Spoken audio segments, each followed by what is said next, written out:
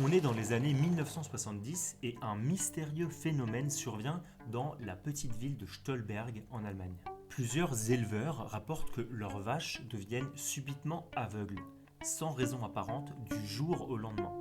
Et dans les jours suivant cet étrange aveuglement, les vaches ne parviennent plus à s'orienter, elles se cognent contre les clôtures et elles ne trouvent plus leur nourriture. Et leur état se dégrade alors très rapidement. Au bout de quelques jours seulement, leurs yeux deviennent complètement fous, elles se roulent par terre et elles sont même prises de convulsions. Et les éleveurs sont alors obligés de leur donner la mort. Alors d'où vient cet étrange phénomène ? C'est encore impossible à dire, mais par contre, ce qui est sûr, c'est qu'il n'y a pas que les vaches qui sont touchées. Et oui, certains arbres de la commune perdent toutes leurs feuilles, puis meurent. Et un jour, c'est carrément un cheval qui est retrouvé dans le même état que les vaches.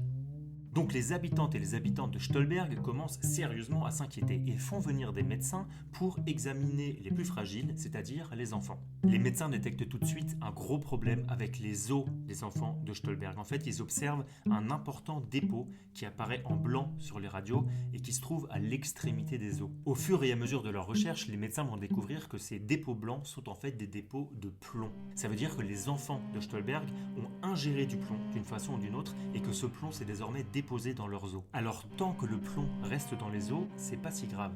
Mais le problème, c'est qu'en cas de fort stress par exemple, le plomb peut se relâcher dans le corps et là ça a des conséquences graves. Les enfants courent clairement le risque de finir comme les vaches ou les chevaux. Alors très vite, les regards se tournent vers la grosse usine de Stolberg qui produit des stéréates de plomb et qui rejette d'épaisses fumées. Et oui, c'est bien cette usine qui est en train d'empoisonner la ville.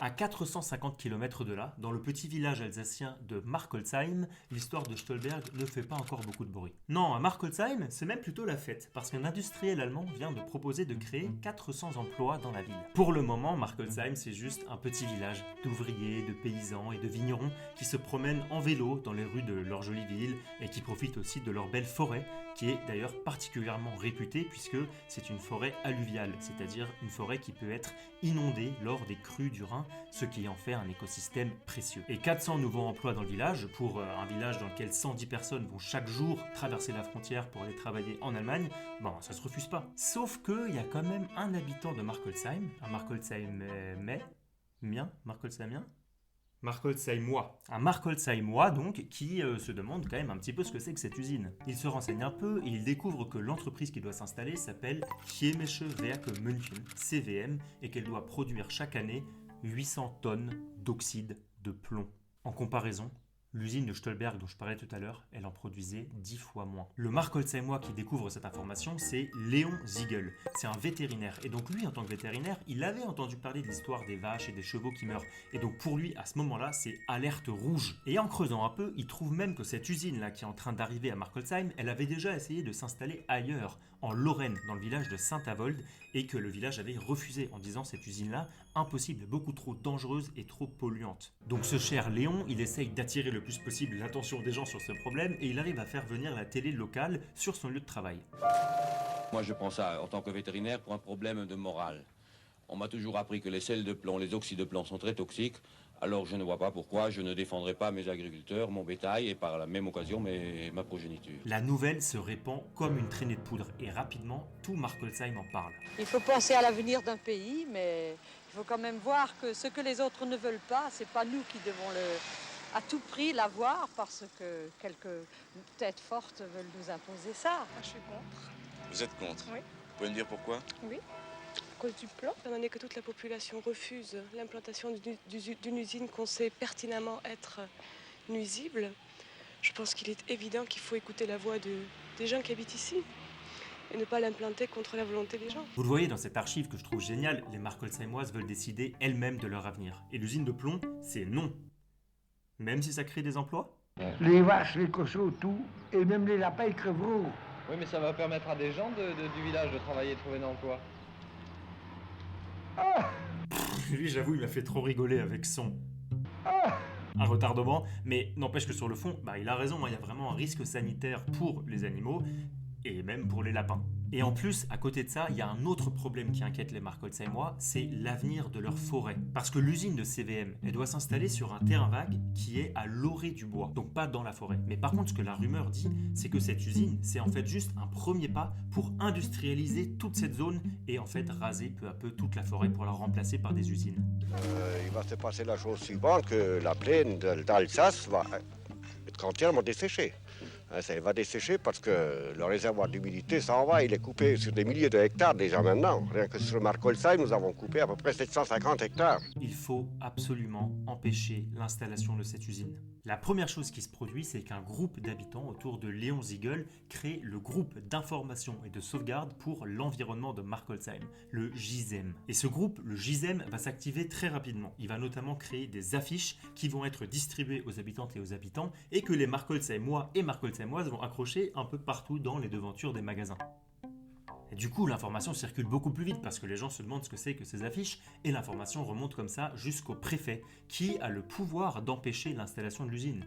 Mais le préfet, il déclare ceci: « Je ne reviendrai pas sur ma décision ». Et il a une voix un peu comme ça, le préfet. Et c'est à partir de là que ça va partir au clash. Alors le concept de ZAD, à l'époque, ça n'existait même pas. Pour celles et ceux d'entre vous qui ne connaissent peut-être pas l'acronyme ZAD à la base, c'est un acronyme administratif pour désigner les zones d'aménagement différées, donc c'est utilisé surtout par les promoteurs de grands projets comme les aéroports, les autoroutes ou les usines. Mais dans les milieux militants qui essayent souvent d'empêcher l'installation de ce type de projet, l'acronyme a été repris pour en faire non pas zone d'aménagement différée, mais zone à défendre. Donc la stratégie là derrière, elle n'est pas très compliquée, c'est d'aller tout simplement occuper le terrain sur lequel l'usine ou l'aéroport ou l'autoroute doit se construire pour empêcher l'accès aux engins de chantier tout simplement, physiquement, et pour attirer l'attention des médias sur la situation. Et à l'époque, même si le concept n'existait pas encore, eh bien les Markholzheimois et Markholzheimoises, ils se sont dit qu'on pourrait faire ça, très bonne idée. C'est Paul Tretz qui s'en souvient qui était là à l'époque. Am 8. April sind sie auf das Terrain gegangen und dann sind auch weiter da gewesen und haben dann gesagt, sie soll halten mit Schafen. Sucht jetzt besetzt, der Terrain besetzt. Grosse zadiste, Paulette, comme vous l'avez vu. C'est l'ultra-gauche, c'est l'écoterrorisme. Et les Markholzheimois ne vont pas faire les choses à moitié, parce que dès le début de l'installation de cette ZAD, ils vont faire une grosse manifestation avec 2000 personnes et 50 tracteurs.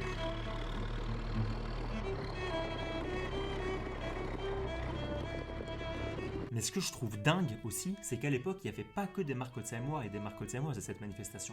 Il y avait aussi des Allemands, alors qu'on était juste 30 ans après la guerre, des personnes qui sont venues d'Allemagne pour les soutenir, et aussi des Suisses, donc c'était en fait tout à fait international. Et donc tout ce beau monde se dirige ensemble vers l'endroit où l'usine doit s'implanter, sur la zone industrielle de Markholzheim, à 2 pas de la forêt alluviale du Rhin. Et le 20 septembre 1974, c'est le début de la première ZAD de France. Les occupantes et les occupants commencent à installer des tentes, à faire un petit feu, bref en fait à établir un camp. Et au cours des jours suivants, très rapidement, tout type de gens affluent. Il y a des ouvriers, il y a des vignerons, il y a des paysans, mais il y a aussi des universitaires qui viennent de Strasbourg ou de Fribourg en Allemagne. Et par la suite, pour mettre à la bonne ambiance, enfin je sais pas, c'est pas spécialement marseillais, c'est plus alsacien, c'est pour mettre la bonne ambiance, il y a en tout cas tout le monde de la culture qui arrive. Il y a des chanteurs, des musiciens, des musiciennes qui arrivent depuis toute l'Alsace.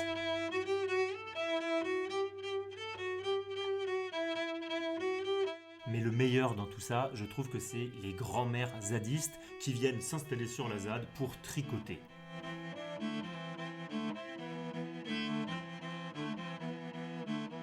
Écoutez par exemple Maurice Vince de l'association Alsace Nature qui était là à l'époque lui aussi et qui raconte. Alors là effectivement elle est magnifique cette photo. Oui. On voit des femmes qui sont en train de tricoter.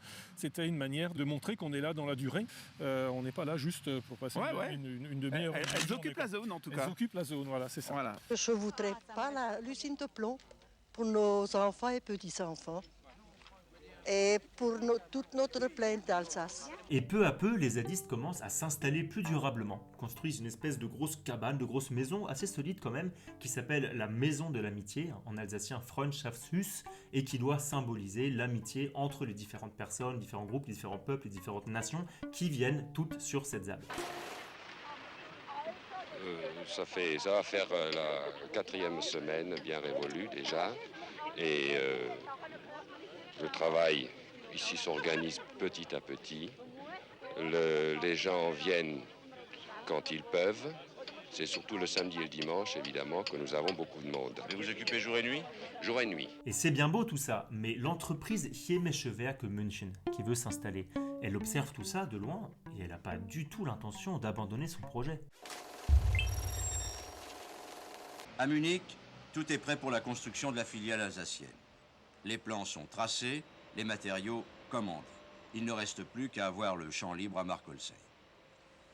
Et le PDG de la Chemische Werke n'hésite pas à déclarer « C'est une bande de meneurs payés par la concurrence qui entrave la construction de l'usine en Alsace ». Et oui, CVM a déjà investi 20 millions de francs dans cette usine et compte pas se faire dégager par quelques mémés qui tricotent. Le directeur de cette entreprise, Christian Rosenthal, il n'est pas très effrayant au premier abord. Je crois qu'on aurait pu peut-être informer la population d'une manière plus approfondie avant de prendre des décisions. Oui, mais le problème, c'est que malgré ses yeux complètement endormi, il finit quand même par menacer d'envoyer la police. Vous savez bien ce qu'il y a comme moyen juridique. On peut demander à un tribunal de nous donner la permission de faire intervenir la police. Bien sûr, ça aurait pu finir en bataille rangée des Markolsheimer contre la police, comme ça a été le cas quelques années plus tard à Plogoff. J'ai fait toute une vidéo là-dessus que je vous invite à aller voir. Mais les Markolsheimer vont d'abord tenter une autre ruse. Le maire de Markolsheim, il est favorable à l'implantation du projet. Mais les conseillers municipaux, c'est plus compliqué, ils sont plus partagés. Ils font un petit peu les comptes et ils se rendent compte que sur les 21 conseillers municipaux de Markolsheim, en fait, 11, donc la majorité, sont opposés au projet. Ces 11 conseillers municipaux tentent un coup de poker.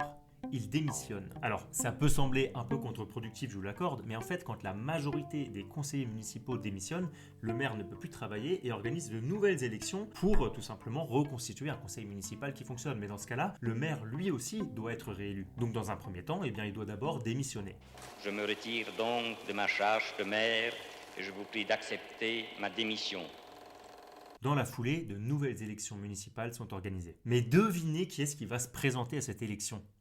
Et oui, notre cher Léon Ziegel, le vétérinaire qui avait alerté au début sur les dangers de cette usine, qui avait créé ensuite le GISEM, maintenant il a la possibilité de carrément devenir maire de la ville. Ça, ce serait la classe. Il y a 11 voix pour Ziegel Léon et 10 voix pour King Charles. La majorité absolue étant de 11, puisque nous sommes 21 conseillers. Monsieur Ziegel Charles est élu maire de la commune de Markolsheim. Très très stylé. Donc Léon Ziegel prend les rênes de Markolsheim et une fois qu'il est à la tête de la ville, il ne va pas retourner sa veste. Je rappelle solennellement notre opposition ferme à l'implantation des Chemische Werke à Markolsheim. Et ça rebat quand même les cartes, notamment pour le préfet qui peut plus juste se dire c'est des mémés qui tricotent sur une ZAD. Il est obligé de prendre le problème à bras le corps. Voilà maintenant déjà 5 mois que les zadistes tiennent bon. Et 5 mois, mine de rien, c'est solide parce que dans les images d'archives qu'on voit, c'est la bonne humeur, c'est la bonne ambiance, c'est le moment où il y a les caméras. Mais en réalité, ils ont tenu pendant l'hiver, dans la boue, dans la pluie, dans le froid. Et franchement, dans ces conditions-là, à mon avis, ça n'a pas toujours été facile. Le préfet revient toujours pas vraiment sur sa décision et la situation est bloquée. Alors, le gouvernement va prendre les choses en main. À partir de là, le préfet, il est out. C'est plus lui qui décide, c'est le ministre de la qualité de la vie. Alors moi non plus, j'avais jamais entendu parler de ça, ministre de la qualité de la vie, mais ça a vraiment existé et en 1974, c'était un certain André Jarreau. Quand j'ai appris ça, j'ai voulu savoir si les zadistes avaient des chances de finir gain de cause ou pas, donc je suis allé faire un tour sur la page Wikipédia de ce fameux André Jarreau. Ok, voilà sa page, c'est lui, André Jarreau, on va voir un petit peu dans la rubrique là sur le côté qui résume tout. Gouvernement Chirac, déjà c'est un peu mal barré. Parti politique RPR, là le RPR... Quand on clique dessus, voilà, positionnement droite, idéologie, gaullisme, conservatisme, souverainisme.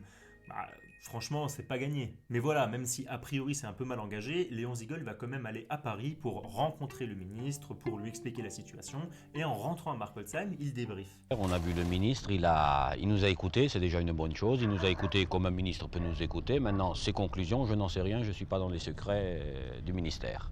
Mais mine de rien, André Jarreau, il va lâcher une petite phrase qui va donner beaucoup d'espoir aux Markolsheimer. Car il n'est pas possible qu'on puisse actuellement laisser mettre en place des usines qui polluent. Ça, c'est vraiment pas mal. Il y a 2-3 autres petites phrases un peu comme ça qui font que la rumeur commence à enfler et que sur la ZAD, ce qui se dit, c'est que le ministre, il va décider d'abandonner le projet. Et c'est très difficile sur la ZAD de contenir l'euphorie. D'après toutes les rumeurs qui courent, on a gagné la partie. Maintenant, si la population devait être déçue, s'il y avait un revirement, je crois qu'elle deviendrait même méchante. Ça, je ne réponds de rien, mais elle ne serait pas à décevoir. Bon, je fais durer le suspense, mais au final, qu'est-ce qui s'est passé? Cette usine, elle s'est construite ou elle s'est pas construite? Et la forêt, elle est encore là ou elle est plus là? Mais vous savez quoi? Tout simplement, on va aller voir ça maintenant. C'est pas loin de chez moi en fait, Markolsheim. C'est à 2h, 2h30 de vélo. Donc, je fonce et je me retrouve là-bas. Alors, truc de dingue, la route sur laquelle je suis là, que vous voyez, qui est goudronnée, juste en dessous de mes pieds, celle-ci, eh bien c'est l'une des anciennes routes qui devaient mener à l'usine de plomb de Markolsheim. Et regardez, elle est abandonnée, il y a un peu des ronces qui commencent à l'envahir de tous les côtés. Et puis surtout, tout autour de moi, il y a de la forêt. Il y a de la forêt, il y a des oiseaux qui chantent, des oiseaux qui piaillent, la nature qui vit.